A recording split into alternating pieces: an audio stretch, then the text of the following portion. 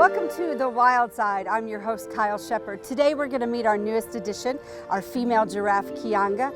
We're going to look at the Carousel, an antique carousel powered by some pretty cool technology. We'll also have some very exciting news on our favorite elephant, Mickey. Come take a walk on The Wild Side.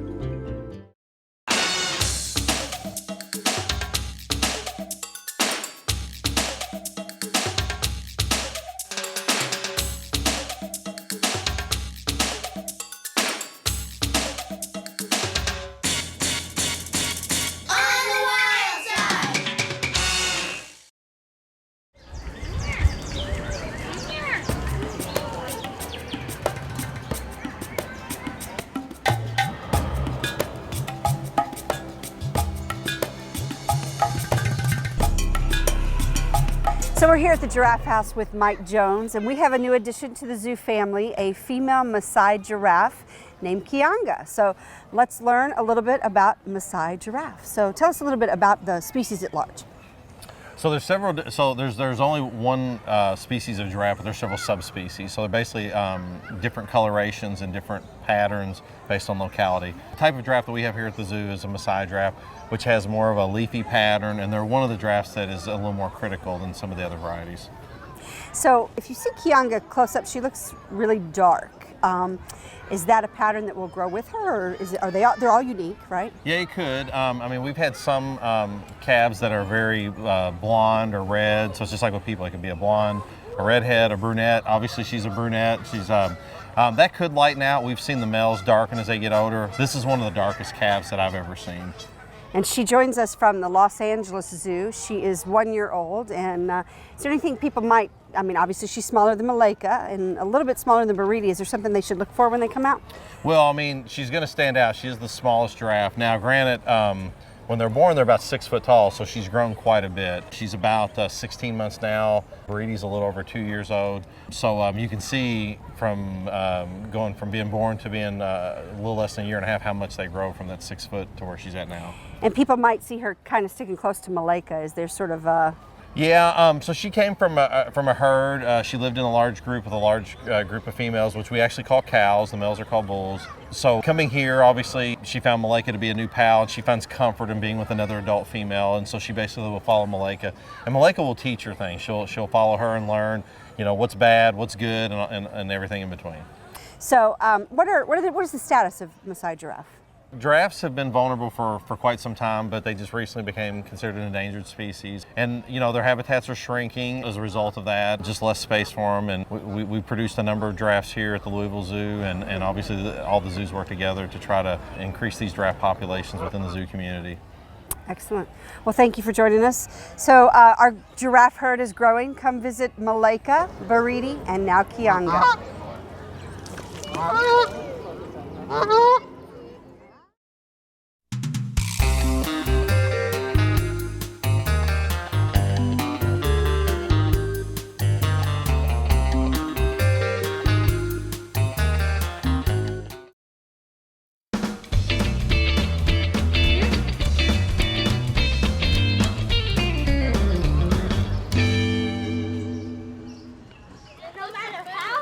I know you want that flower. I always had a lot of patience for insect behavior, even as a child, just to sit and watch. I would terrorize my family with bugs and bring them into the house and hoard them. What about banana? You like yucky banana? Sometimes they know I'm their mama. Let's go see the butterflies. Good morning. We're going to ask you to come over this way. We are in the new exhibit, Butterflies and Blooms, at the Louisville Zoo. They must love it in here. Sometimes butterflies are on the ground, and they might even land on you, which is okay. Right now we have about 600 butterflies in here. Today you'll see the monarch butterflies. They are the ones that migrate to Mexico in the fall, and you're also going to see zebra swallowtails. Hi, pretty butterfly. There will be signage so you can see what butterfly is what and what plant attracts that butterfly. Mostly it's verbena in here and lantana. Anything that's brightly colored will attract butterflies to your yard. Many people don't notice a lot of these organisms because they're so tiny, but they're extremely important to us, especially our pollinators. These guys will just feed on like nectar out of that plant right there, but in the process he's removing pollen from one flower to another and helping pollinate everything in here. Oh, well, here's some pairing. Oh, he's about got her. If we were to lose all of our pollinators, we would lose a third of our food. So it's to bring awareness of the decline of butterflies, pollinators, and beneficial organisms, which is due to the loss of habitat and changing temperatures and overuse and misuse of chemical insecticides. We will bring in like caterpillar kits, or so people can actually see like a life cycle, like the different stages, like the egg, through the 5 instars or the 5 caterpillar sizes of the monarch butterfly, and then the pupa or chrysalis stage. And then they have the chrysalis box back there, the display, so people can actually experience the closing or the emergence of an adult butterfly. Aren't they sweet? They're very important. Sometimes humans don't consider themselves a part of the ecosystem, and we are a part of the ecosystem. And when we are losing these animals, that greatly affects us. See you tomorrow. So we need to do what we're supposed to do.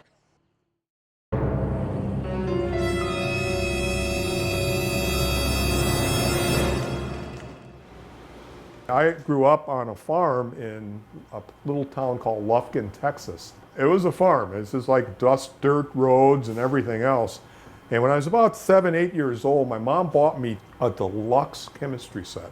And I remember going to ponds as a kid. You know, they wouldn't be real ponds, it would just rain and fill up somewhere. And I remember taking slides and looking at that and being just absolutely fascinated about all that stuff that was part of nature. Nature is the best water treatment agent ever created. So we take things like processes like filtration of water, which happens quite naturally out in the ecosystems. I've always felt that what we do in water treatment is that we are kind of these great copycats. I manage approximately 10 systems here at the zoo that are all aquatic habitats. My job basically involves is to manage that water quality, both via testing the water, and I manage all of the equipment that's used to produce the right aquatic habitats for those animals. We all basically drink the same type of water that's at the same chemical standards as humans. Animals are not like that. The treatment process we do with animal systems is that we look at where an animal's native habitat would be like, where they come from, what the water is like in their native environment, and then we try to artificially reproduce that. If you took a photo outside in our equipment yard and you looked at all the pipe that you can see, there's probably 2 times as much that's buried in the ground that they can't see. That in most of these systems, most of that infrastructure exists below grade where you can't even see it. So I guess if you got a visual of the equipment yard and then try to picture about 2 times that much, that's probably what we have buried here through walls and underground and in vaults and transitioning through basins. We are always attempting to trend, to look, and get ideas ahead of the game when something is not working correctly, so that under a controlled situation, we can get it back to where it should be. That's the challenge of the job, is to be a prognosticator and stay ahead of something breaking down. So you have to really kind of do reverse engineering and look at what kind of water the animal likes. Therefore, each system that you will have will be slightly different and slightly unique to that animal. I think people who work in our field have to have a passion for animals. You really have to see the importance of these species. I'm very much involved and concerned that they will have a wonderful environment here at Louisville Zoo and that they'll have a healthy and safe environment to live in. We provide a wonderful opportunity here for people to see animals and experience them in what would be their natural habitat. And that's something very special. I see kids every day here at the zoo, and I see the oohs and ahs they give as they're able to take and experience that. And it's just never going to be lost on me how special that is. I also work with the folks at our splash park. So it's pretty universal. I've always thought that water is one of those products where in one way or another you benefit from what I do. As people experience the zoo, whether it's aquatic animals and my exhibits that I help with, or it's any of the exhibits we have here, that people will gain an appreciation for taking care of the environment.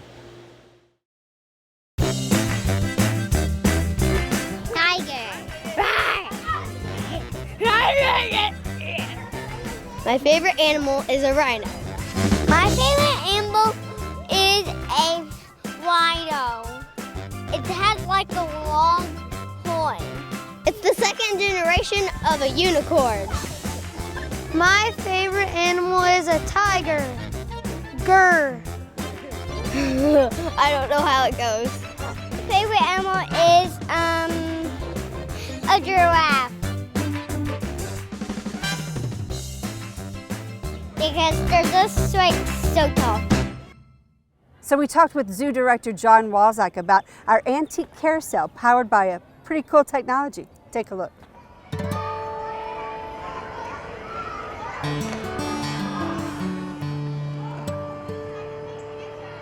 We are so excited at your zoo on the Conservation Carousel. It is now being powered by the sun.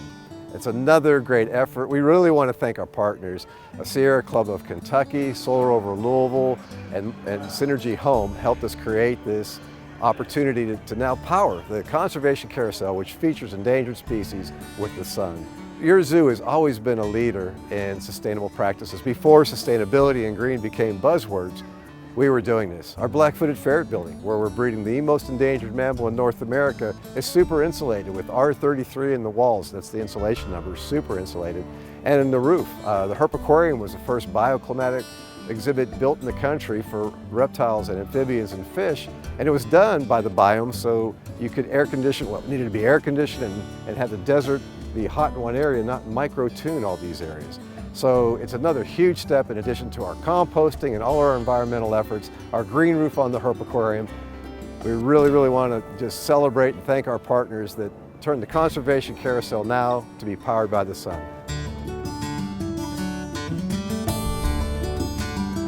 So with the solar panels, we are eliminating that much burning of any fossil fuel to create this energy source. And what's wonderful is the energy of the sun is creating the energy of smiles. You just watch the children on that carousel as they ride their favorite endangered species. It's the complete picture now. It's powered by the sun, we're not burning fossil fuels, and the children that are riding it are getting that information and getting that energy and their fun at the zoo to go out there and talk more about sustainable practices.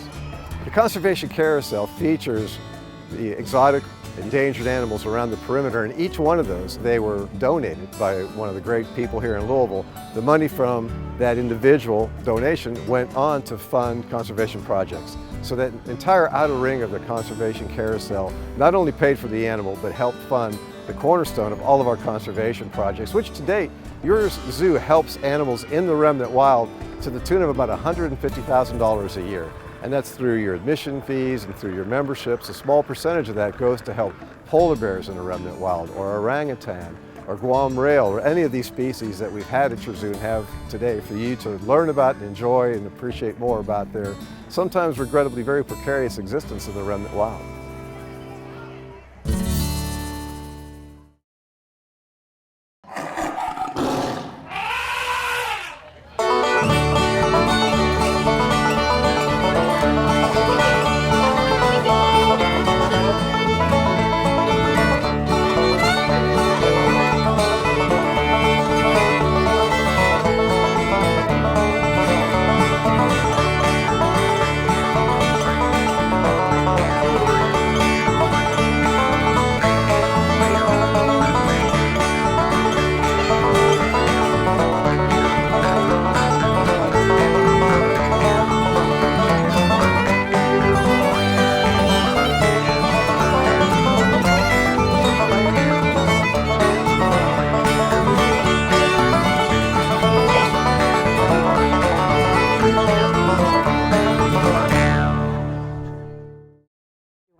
We have huge news for you, and to tell you about it, we'll talk to our director, John Walczak.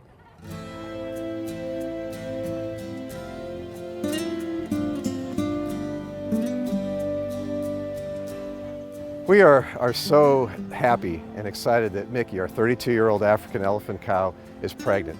This is not something that's accomplished easily, and our team has been working with Mickey. Again, there was just a great bond, a great relationship with the staff and with Mickey. And the gestation for an African elephant is about 22 months. So 22 months from inception, and it took us about 5 months to confirm that she was pregnant. We hope to have a calf on the ground. Right now, we're those nervous parents, as all parents who have ever been in that role of expectancy understand. A birth and a newborn are precious, incredibly precious. She's getting the very best of care, the right exercise, the diet's being evaluated. Everything that we need to do to take care of Mickey throughout the pregnancy and every day is something that we're just so excited about. We've been working for 5 years to get to this point, and now it's arrived, and she is a wonderful, wonderful being, and her calf is just going to be something for the community to celebrate and also help the message of what's happening to elephants in Africa. We've been making great strides in reducing and eliminating, towards eliminating poaching, but it's still going on. So Mickey and her ambassadorship and this calf will help us tell that story so people realize our actions here in this country and what we do can impact animals across the world, but we can make a difference by the actions we take here at home.